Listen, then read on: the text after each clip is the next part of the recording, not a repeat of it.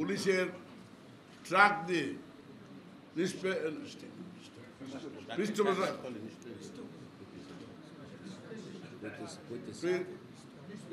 পিষ্ট করে নির্মমভাবে হত্যা করেছে। সুতরাং আমি তত্ত্বাবধায়ক সরকারের কাছে অনুরোধ জানাবো, অবিলম্বে এই